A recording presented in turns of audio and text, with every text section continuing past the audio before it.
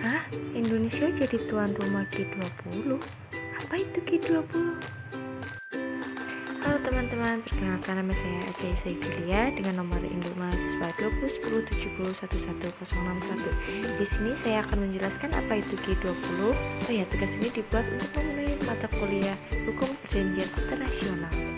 Sebelum kita membahas lebih mendalam mengenai G20 tahun 2022 yang akan dilaksanakan di Indonesia, maka sebaiknya kita harus mengetahui apa G20 itu sendiri. G20 adalah forum internasional yang fokus pada koordinasi kebijakan di bidang ekonomi dan pembangunan. G20 mempresentasikan kekuatan ekonomi dan politik dunia dengan komposisi anggotanya mencakup 80% PDB dunia, 75% ekspor global, dan 60% populasi.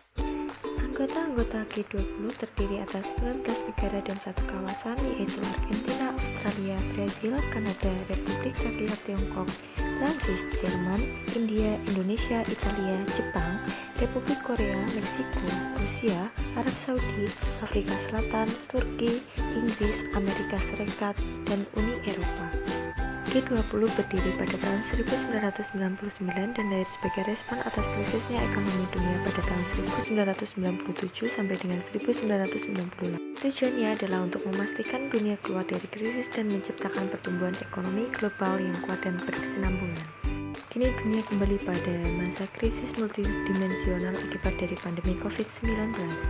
Untuk itu, sebagai Presiden G20, Indonesia mengusung semangat pulih bersama dengan tema Recover Together, Recover Stronger.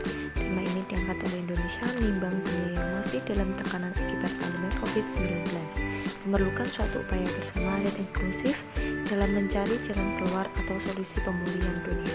Untuk mencapai target tersebut, Presiden Indonesia fokus pada 3 sektor prioritas yang dinilai menjadi kunci bagi pemulihan yang kuat dan berkelanjutan, yaitu 1. Penguatan arsitektur kesehatan global, 2. Transformasi digital, 3.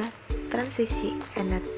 Berdasarkan prinsip inklusivitas, Presidensi Indonesia turut mengundang negara-negara tamu dan organisasi internasional untuk turut berpartisipasi. Presiden Joko Widodo menekankan bahwa inklusivitas ini adalah prioritas kepemimpinan Indonesia di G20 untuk mewujudkan Leave No One Behind. Visinya adalah Presiden G20 yang bermanfaat bagi semua pihak, termasuk negara berkembang, negara pulau-pulau kecil, serta kelompok rentan, dan tidak hanya demi kepentingan anggota G20 itu sendiri.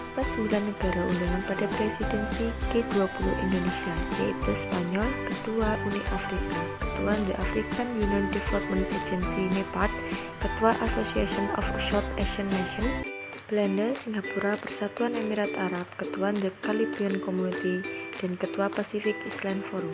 Selain itu, terdapat juga 10 organisasi internasional undangan, yaitu ASEAN Development Bank, Financial Stability Board, International Labour Organization, International Monetary Fund, Islamic Development Bank, Organization for Economic Cooperation and Development, World Bank, World Trade Organization, World Health Organization, dan United Nations.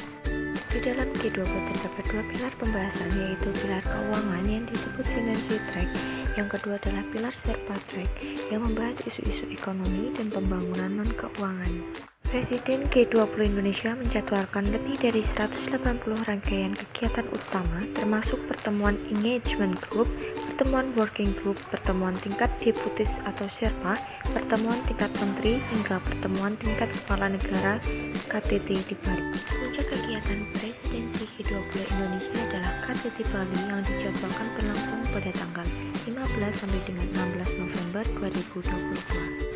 Yang bertempat di Kota Nusa Dua Bali sebagai tuan rumah acara konferensi tingkat tinggi G20. Manfaat presidensi G20 bagi Indonesia dengan berbagai kegiatan sepanjang tahun tersebut tentu terdapat banyak manfaat strategis dari presidensi G20. Potensi ini dapat diukur dari aspek ekonomi, politik luar negeri maupun pembangunan sosial. Demikian narasi yang dapat saya sampaikan. Bila ada kesalahan kata, saya mohon maaf. Wassalamualaikum warahmatullahi wabarakatuh.